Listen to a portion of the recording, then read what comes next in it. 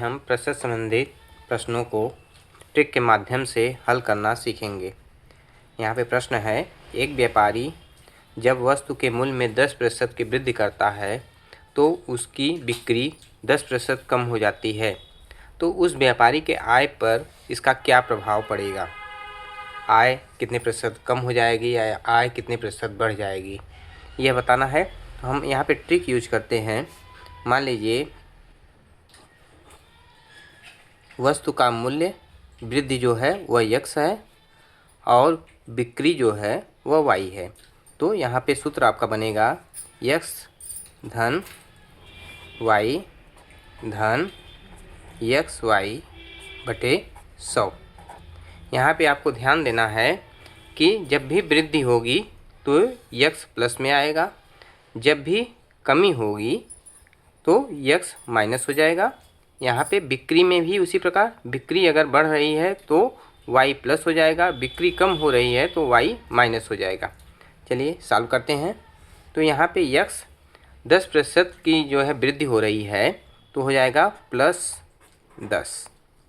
यहाँ पे बिक्री में 10% की कमी हो रही है तो ये हो जाएगा -10 प्लस यहाँ पे x +10 y -10 बटे 100।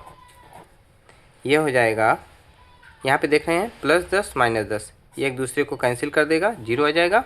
अब इसको सॉल्व करते हैं तो माइनस और प्लस का गुणा करते हैं तो आएगा -10 में 100 बटे 100, यह आ जाएगा -1%। अर्थात कि आय पर क्या प्रभाव पड़ेगा? आय में 1% माइनस यह बताता है कि 1% की कमी, 1% की कमी।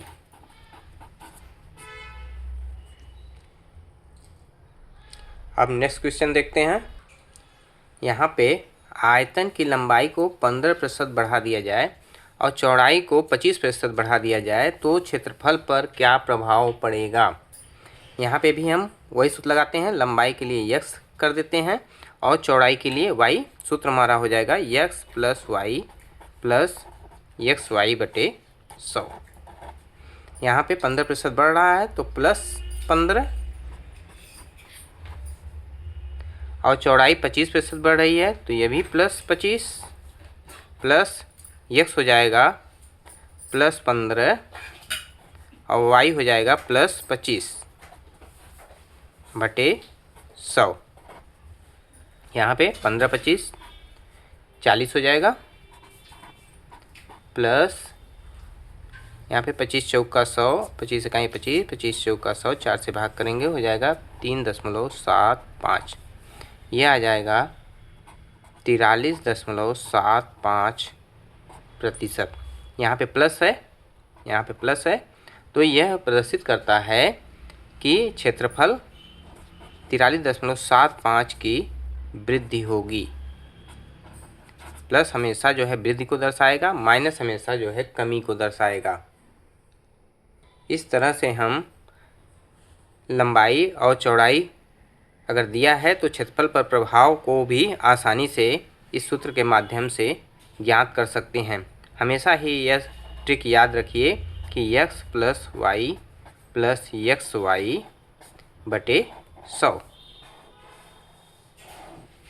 यहाँ पे ध्यान देने वाली बात यह है कि जो भी बढ़ेगा, x अगर बढ़ रहा है तो इसको प्लस करेंगे, x अगर जो है घट रहा है तो माइनस होगा। यहाँ भी x प्लस माइनस होगा, यहाँ भी x चाहे प्लस होगा चाहे माइनस होगा। y इसी तरह अगर बढ़ रहा है तो प्लस होगा, यहाँ भी प्लस होगा, यहाँ भी प्लस होगा। y अगर घट रहा है तो यहाँ पे माइनस होगा और यहाँ भी माइनस होगा। और इसको हम सॉल्व करके आसानी से हम क्षेत्रफल पर प्रभाव ज्ञात कर सकते हैं। यह रहा आज का होमवर्क। भारत सरकार ने टैक्स में 15% की वृद्धि कर दी, इससे जो खपत है वो 20% कम हो गया। इससे राजस्व पर क्या प्रभाव पड़ेगा?